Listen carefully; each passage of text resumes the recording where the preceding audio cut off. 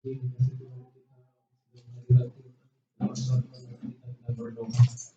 Allah Bapa yang bertata di kerajaan surga yang mulia yang kami kenal dan kami sembah di dalam nama Tuhan Yesus.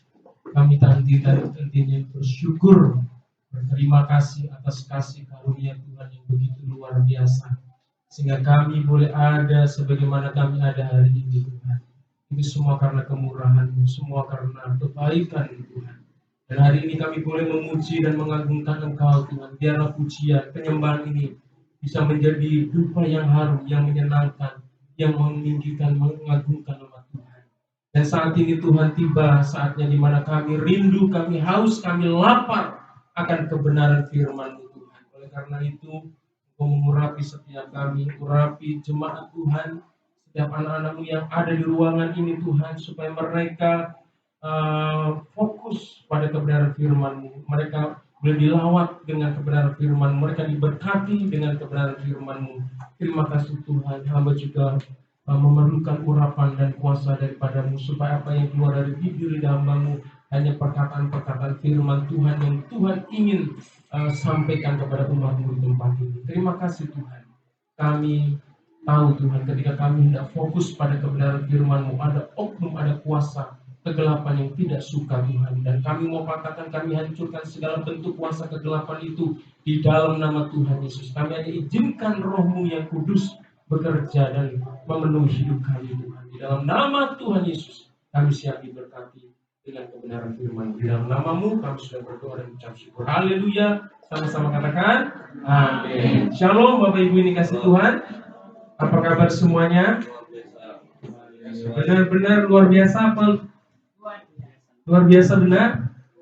Luar biasa di luar. Ya, haleluya. Hari ini saya sungguh bersyukur oleh kasih anugerahnya. Saya masih bisa dipercayakan oleh Tuhan untuk melayani Bapak dan Ibu yang untuk menyampaikan kebenaran firman Tuhan. Haleluya. Ya, hari ini saya memberi tema khotbah saya yaitu memiliki hati Bapa. Ya, memiliki hati Bapa. Ya, yang dimaksud Bapa di sini bukan Bapa jasmani kita ya yang ada di dunia ini, tetapi bagaimana kita memiliki hati Bapa yang di sorga. Sering kasih Tuhan, tujuan utama Allah membawa kita masuk ke dalam kerajaannya, saudara, adalah supaya apa? Ingin menjadikan kita pengubah dunia ini, saudara. Jadi ketika kita menerima Yesus sebagai Tuhan dan Juru Selamat dalam hidup kita menjadi manusia yang baru di dalam Tuhan, saudara. Kita hidup di dalam naungan kuasa Tuhan. Ya, kita hidup dalam pemerintahan kerajaan Allah, saudara. Sekalipun mungkin secara jasmani kita ini masih tinggal di Indonesia, kita punya kepala negara namanya Presiden Joko Widodo, saudara. Tetapi sebagai anak-anak Tuhan, kita juga hidup di dalam pemerintahan kerajaan Allah. Amin. Jadi kerajaan Allah itu bukan bicara tentang surga, saudara. Tapi kerajaan Allah bicara tentang pemerintahan Allah ditegakkan di dalam kehidupan kita, di mana kita mengakui kedaulatan Tuhan sebagai Tuhan yang berkuasa atas hidup kita, saudara. Ketika kita mengakui kedaulatan Tuhan di dalam hidup kita, kita ada di dalam kuasa pemerintahan kerajaan Allah, saudara. Dan Tuhan mau, dan Tuhan punya tujuan, kita hidup di dalam kerajaannya, yaitu untuk menjadi pengubah dunia. Amin. Oleh karena itu kita punya jati diri sebagai garam dan terang dunia. Firman Tuhan kata, kamulah garam dunia, ya, dan kamulah terang dunia. Firman Tuhan katakan, saudara. Jadi hidup kita ini luar biasa, saudara. Jadi Tuhan tempatkan kita di tengah-tengah dunia ini supaya kita menjadi pengubah dunia, saudara. Ya, dunia yang diselimuti dengan kegelapan ini supaya mereka semua bisa melihat terang Tuhan, bisa melihat kemuliaan Tuhan melalui hidup kita, saudara. Dan kita tidak bisa menjadi pengubah dunia dengan kekuatan diri kita sendiri, tetapi kita memerlukan bagaimana kita harus punya hati Bapa, saudara. Dan untuk menjadi memiliki hati seorang Bapa itu adalah sebuah kewajiban buat kita, saudara. Karena firman Tuhan katakan begini, nggak usah dilihat di dalam Alkitab dulu ya. Saya akan bacakan saja, nanti kita akan lihat firman-Nya. Ya, firman Tuhan di dalam Matius pasal 5 ayat 48 firman Tuhan katakan gini. Karena itu haruslah kamu sempurna, ya. Karena itu haruslah kamu sempurna sama seperti Bapamu yang di sorga adalah sempurna. Jadi luar biasa di dalam dalam firman Tuhan ini luar biasa firman Tuhan. Tuhan punya standar untuk kehidupan kita sebagai anak-anak Tuhan supaya apa? Supaya kita terus mengalami pertumbuhan menuju keserupaan dengan Bapa kita yang di sorga. Amin. Jadi orang Kristen tidak boleh stuck, saudara. Tidak boleh berhenti pada satu titik. Dia harus terus mengalami satu pertumbuhan yang membawa dia semakin hari semakin serupa dengan Bapa kita yang di sorga. Ya, bukan seperti mungkin di dalam hidup kita punya idola, ya, punya orang yang kita idolakan dalam hidupnya, ya. Mungkin anak-anak muda punya idola yang artis, apalagi Korea, ya, pingin rambutnya seperti Korea, semuanya Korea, rambutnya semuanya, ya, bajunya, pakaiannya semua pingin seperti Korea. Dia ingin mengikuti idolnya, saudara. Tetapi kita sebagai anak-anak Tuhan, kita punya standar. Ya, bukan hanya ingin menjadi orang Korea, ya, sebenarnya Korea, tapi ingin jadi seperti Bapak kita yang di surga, saudara. Itu yang lebih penting, saudara. Saudara nggak usah ngikutin orang Korea, orang manapun, saudara. Tapi kau punya standar. Tuhan punya tetapkan standar supaya kamu bisa serupa dengan Bapamu di surga. Itu yang Tuhan kehendaki. Tuhan, bagaimana Tuhan? Kami hidup di dunia ini kok, gimana mungkin saya bisa seperti Engkau yang sempurna, saudara. Tapi firman Tuhan ini katakan ini adalah perintah, saudara. Ya, karena itu haruslah kamu sempurna sama seperti Bapa yang di surga adalah sempurna. Itu firman Tuhan. Kalau Tuhan memerintahkan kita untuk melakukan hal itu, pasti Tuhan memberikan kemampuan buat kita. Amin. Kita nggak usah banyak argumen. Aku nggak bisa, aku nggak mungkin bisa. Lakukan aja, saudara, apa yang diperintahkan Tuhan. Dan kita mau melihat bagaimana kita supaya kita bisa memiliki hati Bapa. Mari kita buka firman Tuhan di dalam kitab Yohanes pasal 14, saudara. Ini langkah-langkah kita untuk bisa memiliki hati Bapa di dalam hidup kita ini supaya kita benar-benar bisa menjadi pribadi-pribadi yang Tuhan inginkan, yaitu menjadi pengubah dunia, saudara. Ya, kitab Yohanes, Injil Yohanes 14 ayat 6 sampai ayatnya yang ke-10, saudara. Ya, Yohanes pasal 14 ayat 6 sampai ayatnya yang ke-10. Yang sudah ketemu katakan amin. Nah, enggak panas ini suaranya. Ya, belum ketemu semua. Oke, ya. Mari kita baca berganti-gantian. Saya ada ayatnya yang ke-6. Ya, Bapak dan Ibu dilanjutkan. Ya, di sini Yohanes 14 ayat 6 sampai 10. Ayat 6 firman Tuhan berkatakan demikian. Kata Yesus kepadanya, Akulah jalan dan kebenaran dan hidup. Tidak ada seorang pun yang datang kepada Bapa kalau tidak melalui aku.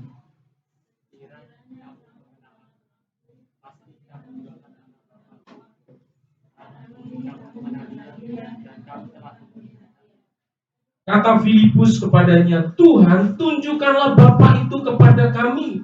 Itu sudah cukup bagi kami.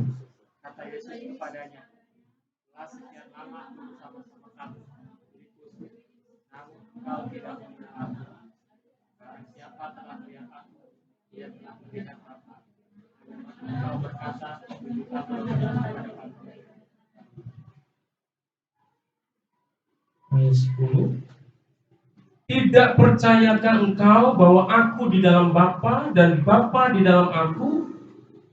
Apa yang aku katakan kepadamu tidak aku katakan dari diriku sendiri, tetapi Bapa yang diam di dalam aku, dialah yang melakukan pekerjaannya. Bapak Ibu yang dikasih Tuhan, di sini ada 3 hal yang perlu kita lakukan supaya kita bisa mengenal hati Bapa dan sampai kita bisa memiliki hati Bapa dalam hidup kita, sehingga kita bisa menjadi pengubah-pengubah dunia yang seperti yang Tuhan inginkan dalam hidup kita. Ya, yang pertama Bapak Ibu yang dikasih Tuhan, kita akan lihat ayatnya yang ke-6. Firman Tuhan katakan begini. Kata Yesus kepadanya, "Akulah jalan dan kebenaran dan hidup. Tidak ada seorang pun yang datang kepada Bapa kalau tidak melalui aku." Jadi cara yang pertama untuk kita bisa mengenal hati Bapa sampai kita memiliki hati Bapa dalam hidup kita, saudara, ya, itu adalah kita harus mengikut Yesus. Di sini ada murid Tuhan Yesus yang bernama siapa? Filipus. Ya. Filipus ini bertanya kepada Yesus, "Tunjukkanlah Bapa itu kepada kami, Tuhan, kepada kami, Guru." Apa yang Yesus lakukan? Apa yang Yesus jawab kepada Filipus? "Sekian lama Filipus kamu sama-sama aku, tapi engkau berkata, tunjukkanlah Bapa itu kepada.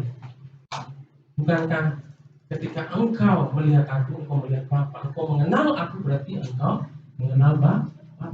Saudara, untuk kita bisa memahami, mengerti, saudara, hati Bapa di dalam hidup kita, saudara, kita harus mau mengikut Yesus. Kita ada kesediaan dalam hidup kita mengikut Yesus dalam hidup kita. Jangan mengikut yang lain, saudara. Engkau ke gereja jangan hanya lihat dan patokannya pendeta, saudara, atau jemaat atau pengerja, saudara. Engkau akan, ya, nanti salah sasaran, saudara. Engkau akan datang ke tempat ini. Ini adalah satu tempat di mana kita dibawa, kita bisa mengalami Kristus, saudara. Kita harus mengikut Tuhan. Yang kita cari adalah Yesus. Yang kita cari bukan puji-pujiannya, yang kita cari bukan pendetanya, saudara. Tetapi yang kita cari di tempat ini adalah Yesus. Karena kita mau mengikut Yesus. Karena dia adalah jalan satu-satunya. Supaya kita bisa mengerti, memahami siapa Bapa itu. Sampai kita mengerti hati Bapa itu untuk kehidupan kita, saudara. Ada banyak orang yang ikut Yesus, ya, datang ke gereja tapi bukan ikut Yesus. Dia cari hanya sekedar cari berkat.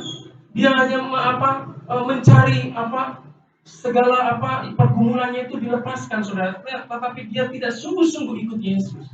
Nah, di dalam kebenaran firman Tuhan ini, Filipus adalah salah satu murid Tuhan Yesus. Artinya adalah pribadi yang selalu ikut Tuhan Yesus, saudara. Kenapa kita harus ikut Yesus? Karena kalau kita ikut Yesus, kita mencari Yesus dalam hidup kita. Yesus itu yang akan membawa kita kepada Bapa. Amin, saudara. Kenapa kita harus ikut Yesus? Karena Yesus akan selalu membawa kita kepada Bapa.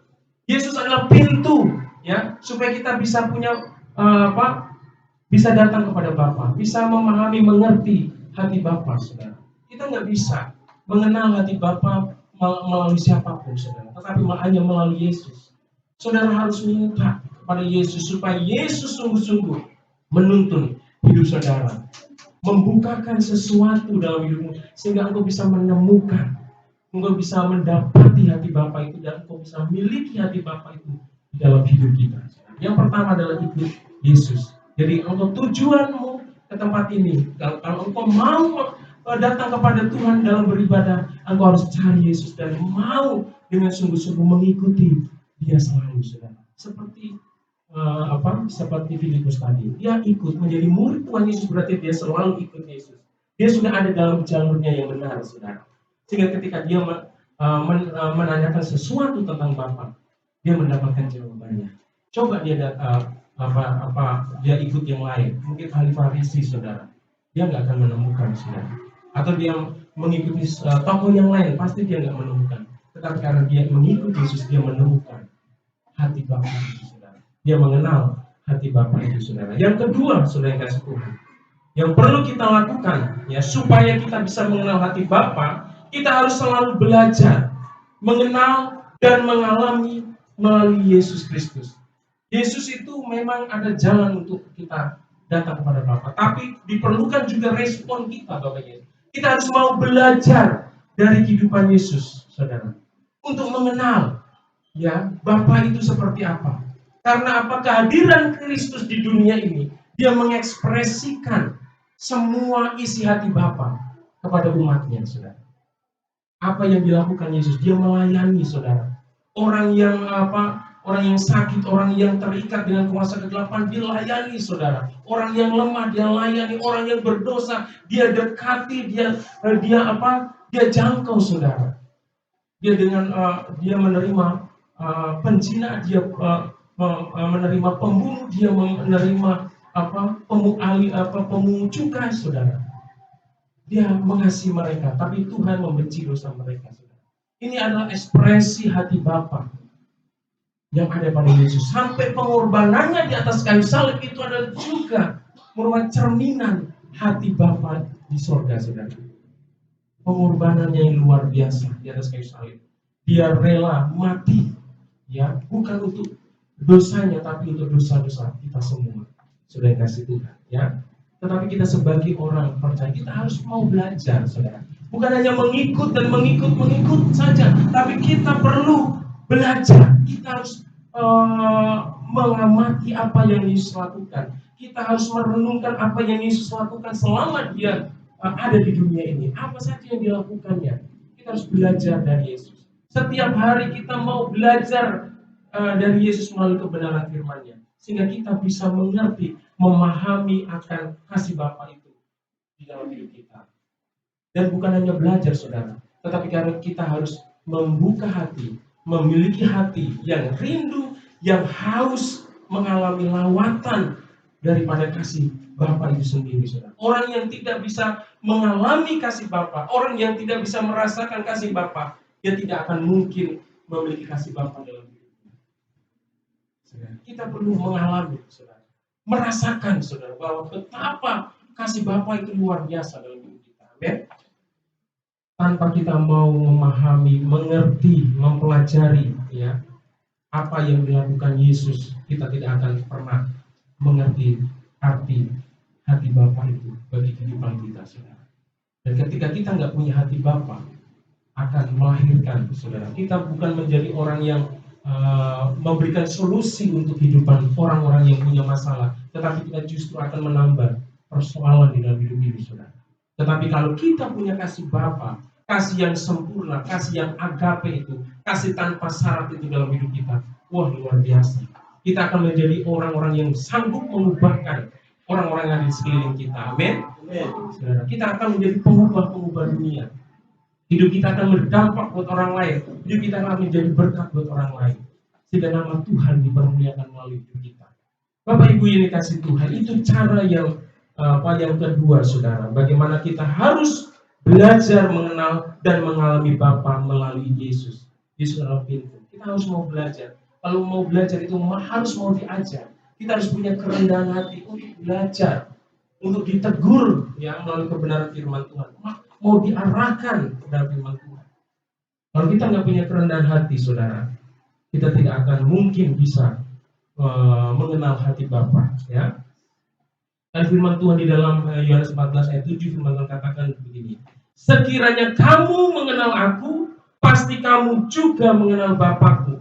Sekarang ini kamu mengenal Dia dan kamu telah melihat Dia, kata Yesus kepada Filipus, ya.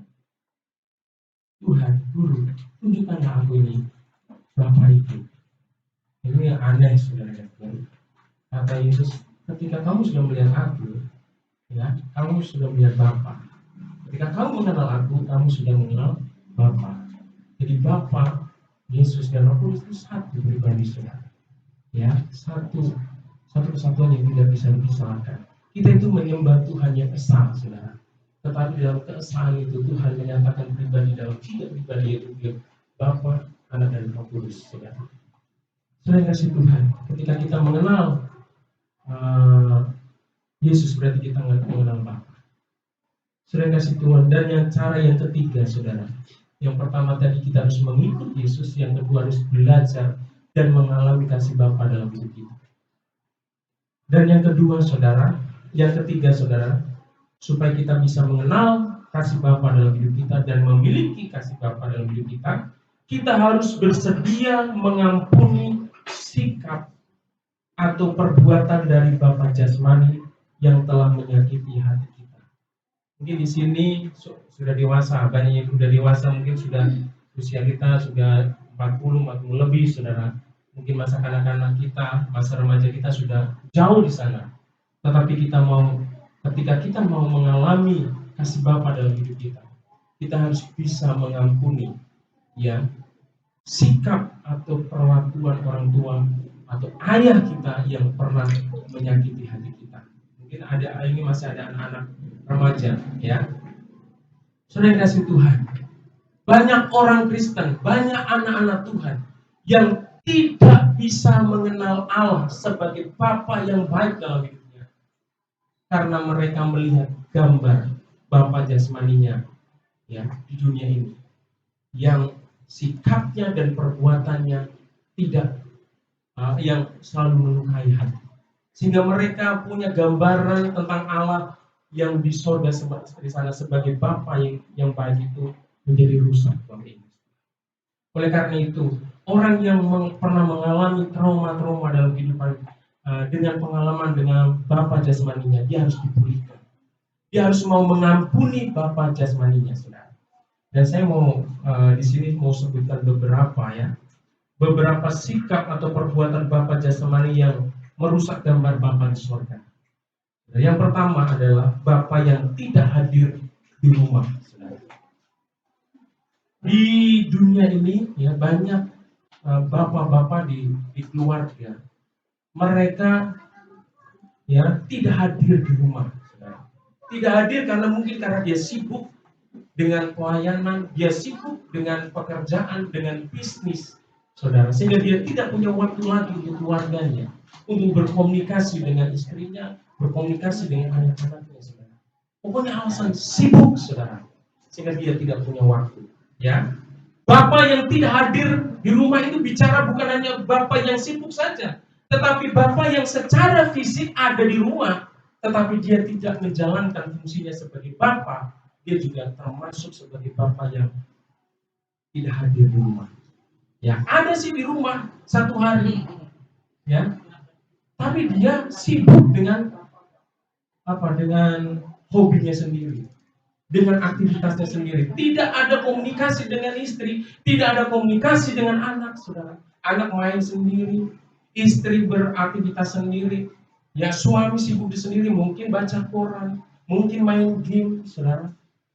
Atau mungkin dia punya kesibukan yang lain, mungkin tidur, satu hari tidur, saudara. Ini yang merusak gambar Bapa, saudara. Gambar Bapa surgawi, saudara. Ada di rumah tetapi tidak hadir sebagai Bapa. Dia sibuk juga, dia tidak hadir dalam Bapa. Anak-anaknya main, dia sendiri. Ketika diminta anaknya mau bercanda sama bapaknya, sana, tangguh aja. Artinya dia tidak hadir dalam rumah itu. Saudara kasih Tuhan, ini yang merusak gambar Bapa. Yang kedua, saudara, Bapa yang tidak memuji.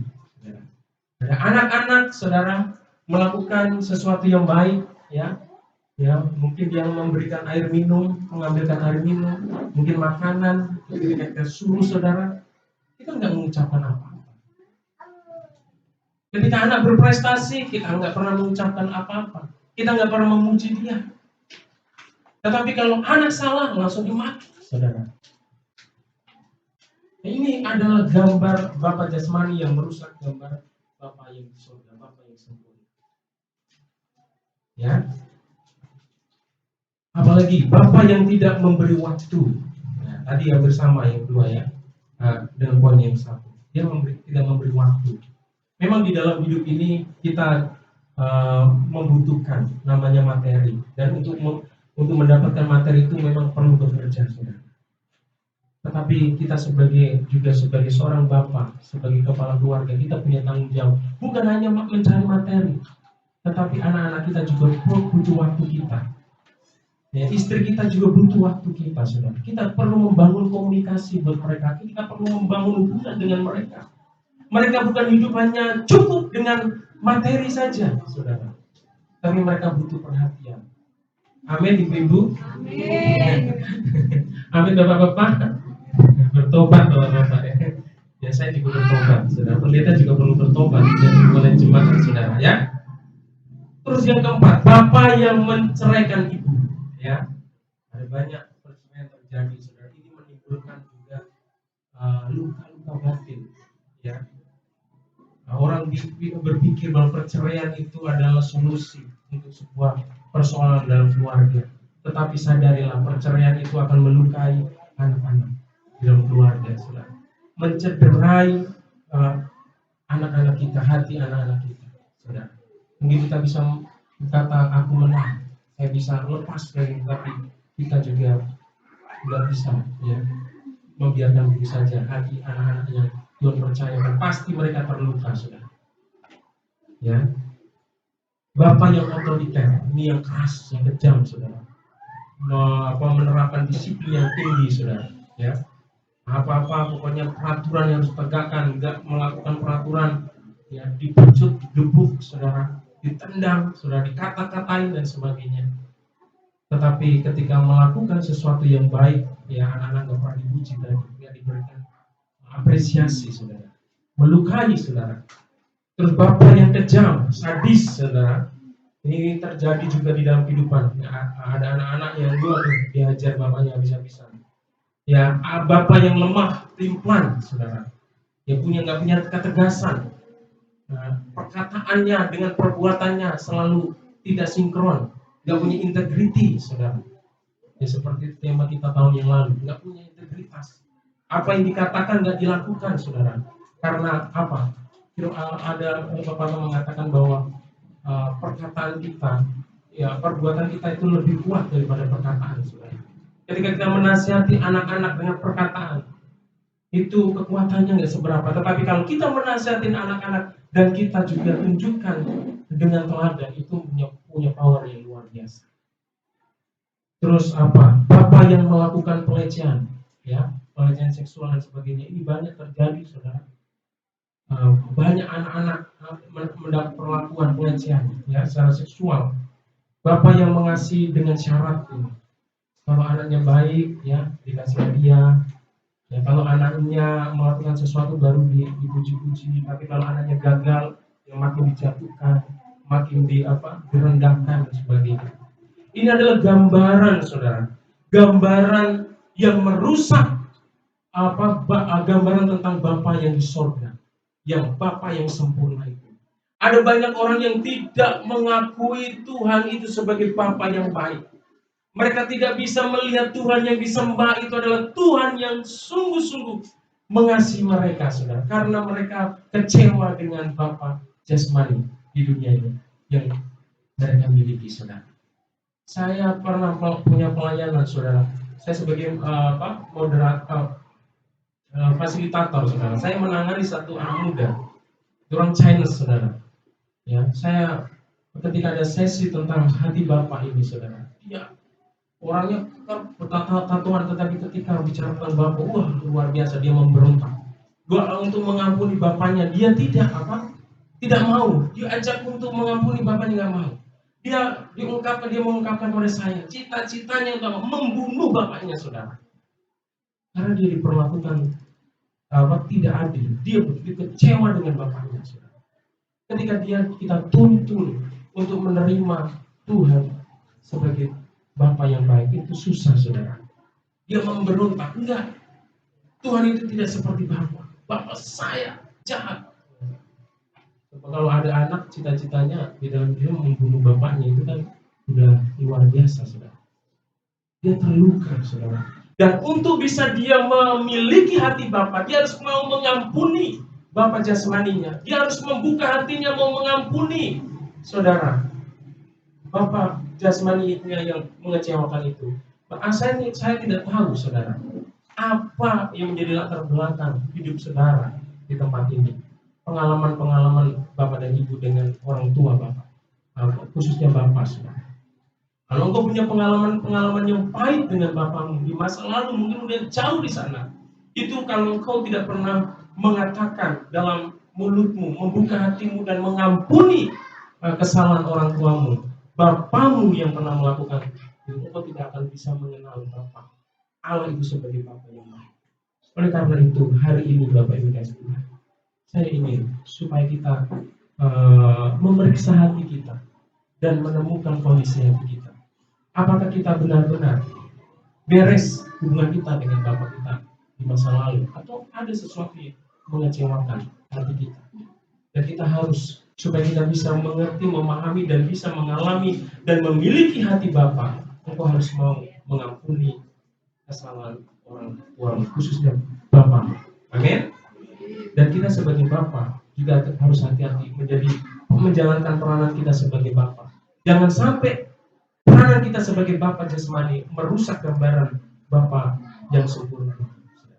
Kita harus bisa menjadi teladan dan memberikan satu contoh yang baik kepada anak-anak kita, supaya anak-anak kita bisa mengenal Allahnya itu sebagai Bapa yang baik melalui gambar Bapanya yang di tempat ini. Amin. Saudara kasih Tuhan. Saya akan tutup dengan sebuah cerita ini, saudara. Ya, penutupnya kami ceritanya cukup panjang, ini setengah jam. Saudara kasih Tuhan, di sebuah kota hidup sebuah keluarga muda, ya, sederhana dan bahagia. Ya, keluarga ini keluarga muda, sederhana dan bahagia. Saudara kasih Tuhan, di kota ini mereka hidup sangat bahagia.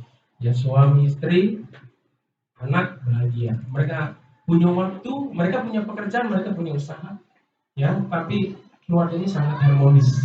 Mereka punya waktu untuk bersama-sama, ya, suami dengan istri punya waktu, orang tua dan anak punya waktu, ya. Mereka jalani hidup mereka dengan penuh kebahagiaan, saudara. Tapi setelah selang beberapa tahun, ya, kepala keluarga ini, saudara, dia juga seorang ayah, juga seorang suami, mendapat promosi dari perusahaannya, saudara.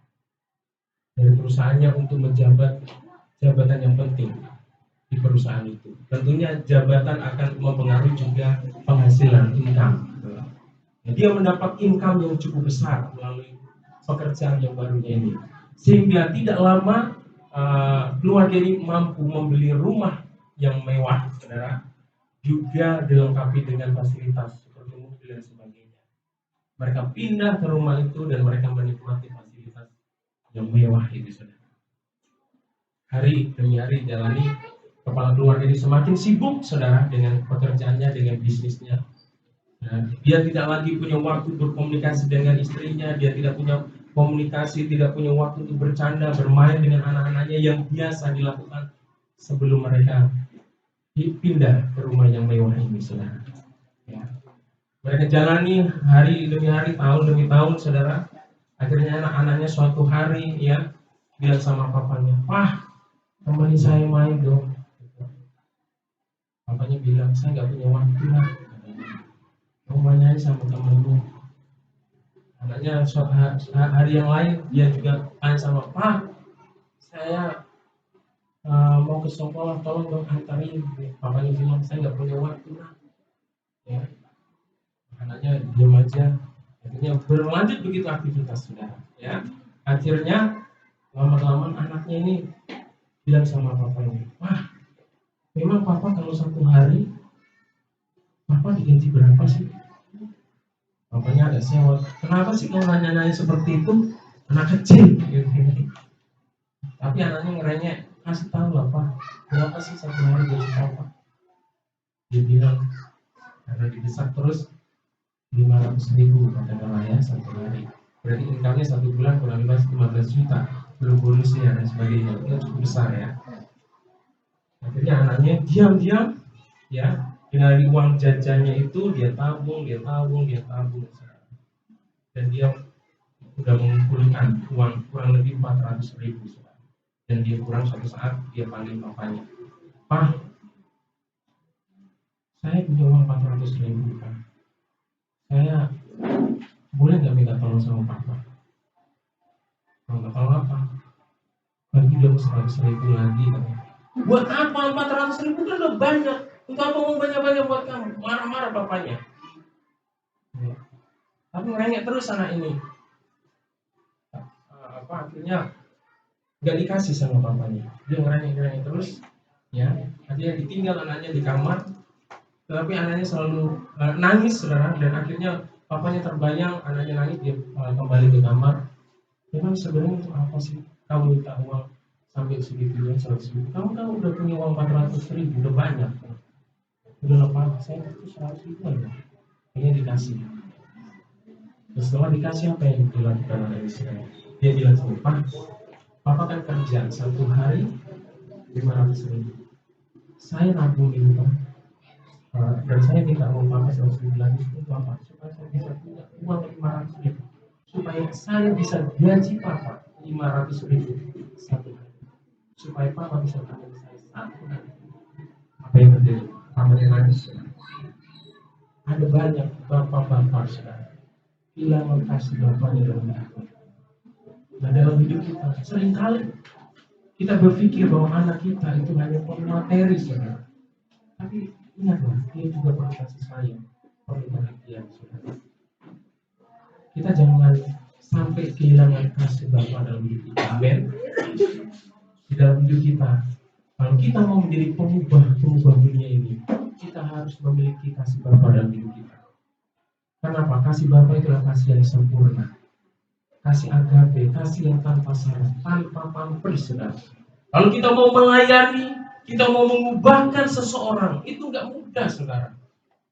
Ya kita akan ditolak, kita akan diperlakukan dengan tidak baik. Tetapi kalau kita punya kasih Bapa dalam hidup kita tidak akan menyerah untuk melayani pribadi-pribadi yang perlu diubahkan oleh Tuhan. Amin.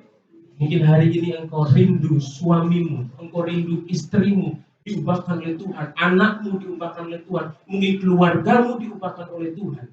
Tuhan mau pakai kita. Dan untuk menjadi pengubah dunia, engkau perlu memiliki hati Bapa dalam hidupmu. Selain kasih Tuhan, engkau tidak akan pernah bisa dan tidak akan mampu engkau mengubah seseorang kalau hatimu sendiri belum beres. Hanya hati Bapa yang sanggup mengubahkan, yang memampukan kita untuk bisa mengubahkan seseorang untuk datang kepada Tuhan. Hari ini Bapak Ibu yang kasih Tuhan, ada 3 hal yang perlu kita lakukan supaya kita bisa memiliki hati Bapa. Yang pertama, kita harus ikut Yesus. Yang kedua, kita harus belajar mengenal, ya, dan kita mengalami hati Bapa melalui Yesus.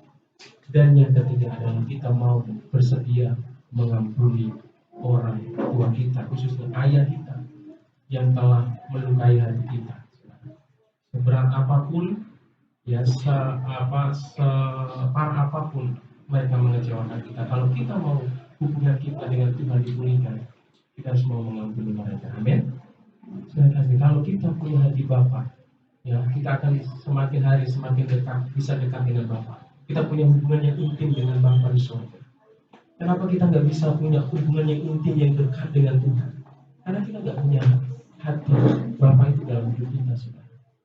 Kita nggak mau membangun hubungan karena kita kecewa dengan Bapa jasmani kita. Hari ini Tuhan mau kita semua memiliki hati Bapa supaya kita bisa menjadi pengubah dunia. Kita bisa menjadi terang dan garam bagi dunia ini. Haleluya. Demikianlah firman Tuhan. Kita mau responi kebenaran firman Tuhan ini kita dengan menyanyikan lagu pujian. Kita akan mengampuni. Mari kita semua bangkit berdiri. Semua bangkit berdiri, mengambil saat teduh. Saudara bisa memeriksa hati Bapak dan Ibu sendiri. Mungkin selama ini ada kekecewaan dengan Bapak jasmani kita. Mungkin kita pernah dilecehkan. Kita mungkin pernah dilukai dengan perkataan dan perbuatan mereka. Saudara. Tapi hari ini Tuhan mau memulihkan hidup saudara, sehingga saudara memiliki hati Bapa itu, sehingga saudara bisa dimanfaatkan menjadi pengubah dunia. Haleluya.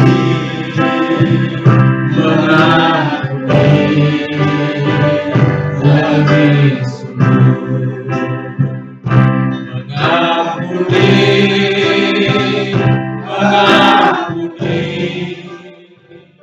lebih sungguh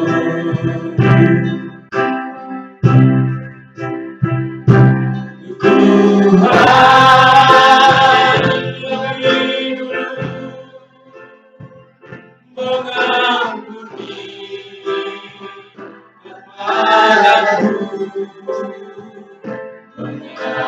lebih dulu mengampuni lebih sempurna sekali mengampuni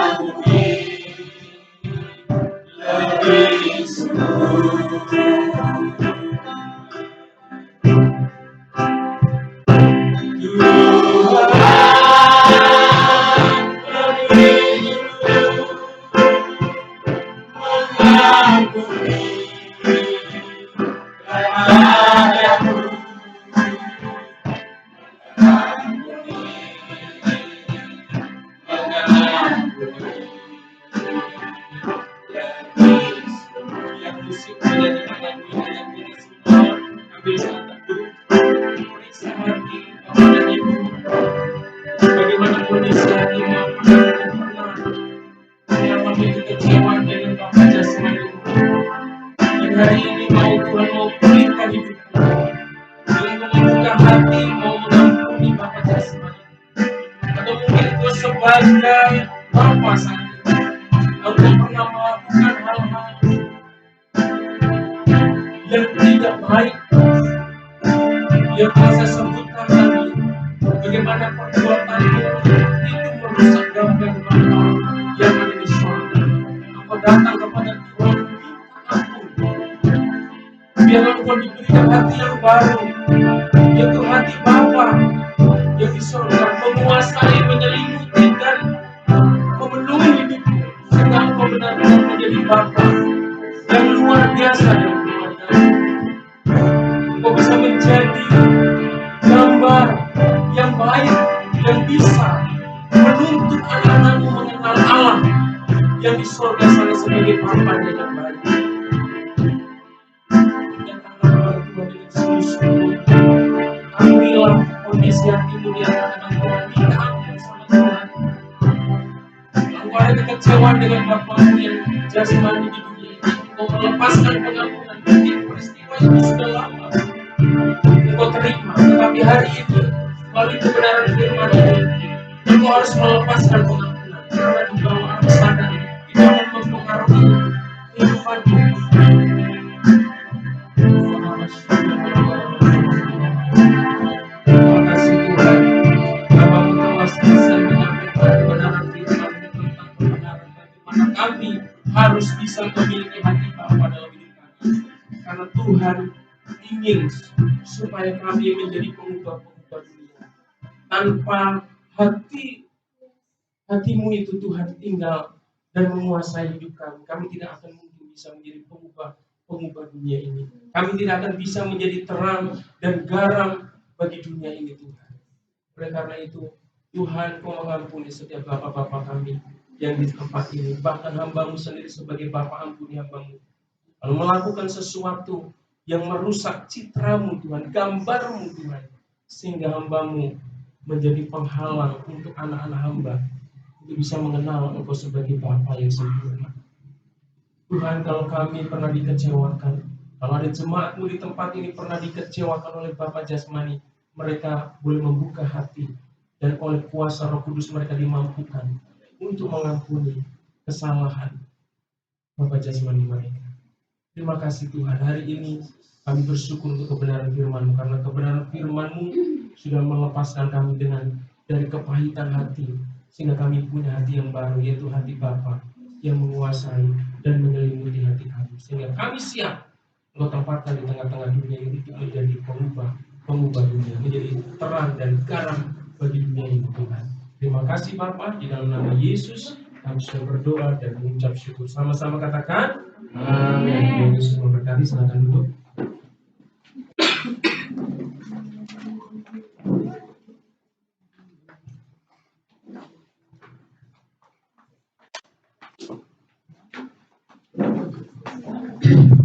Haleluya, puji nama Tuhan.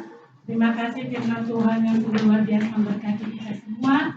Dan coba sampaikan kamu siapa yang diberkati oleh firman Tuhan hari ini. Berikan kemuliaan Tuhan. Terima kasih kami mengundang. Terima kasih buat Pak Ayub yang sudah membagikan firman Tuhan, yang sungguh menguatkan kita kembali mengenai hati Bapa, pengenalan hati Bapa yang sempurna dalam kehidupan kita. Saya terketuk dengan kesaksian yang ilustrasi tadi ya tentang seorang anak yang merindukan waktu bapaknya bersamanya. Benar-benar saya tersentuh. Mungkin itu bapak ya. Saya juga sebagai ibu kadang-kadang suka kurang memberikan perhatian kepada anak saya. Karena waktu saat saya kan suka sibuk sekali dengan laundry. Kadang-kadang dia suka ke dapur dengan saya masih main sabun, main air, terus anak saya bilang, masih dulu Ma. Ya dulu Ma, aku ada gambar ini Ma. Kira-kira bagus nggak Ma? Tak dulu, Mama lagi sibuk. Kamu balik Mama lagi main air ini, lagi Mama lagi diburu-buru ini, kejar-kejar target. Sebentar aja Ma, saya sering begitu. Sering ganggu saya pada saat saya sibuk, kira saya Mama lagi nggak sibuk, nggak ada yang diganggu. Saya kadang-kadang berpikir, mungkin saat itulah dia membutuhkan perhatian. Saat kita lupa anak kita benar-benar membutuhkan kita, kesibukan saya berapa sih dibanding dengan waktu buat anak benar terbaik. Orang-orang udah susah punya anak, bilang udah dikasih anak ya kan nggak bisa lah, inilah sibuk lah. Coba kalau anak itu tidak ada dalam kita, pasti kita memohon Tuhan kapan. Dan di situ saya juga belajar merenungkan supaya kita berikan yang terbaik buat anak kita yang terbaik. Karena perlakukan anak kita benar-benar dalam kehidupan, jangan menyepelekan anak kita walaupun dia masih kecil, karena itu adalah harta terbesar dalam kehidupan kita. Dan saya mengucap syukur, terima kasih buat hambanya supaya kita lebih bagaimana kita mengenal hati Bapa, supaya kita tetap setia mengiring Yesus, tetap belajar dari kehidupan Yesus dan juga belajar mengampuni orang yang bersalah. Yang cuma kita dengar hari ini, lakukanlah dalam kehidupan kita sehari-hari. Tetaplah kita menjadi pelaku firman yang setia taat sampai Tuhan menggenapi janji dalam hidup kita. Amin. Yesus berkati.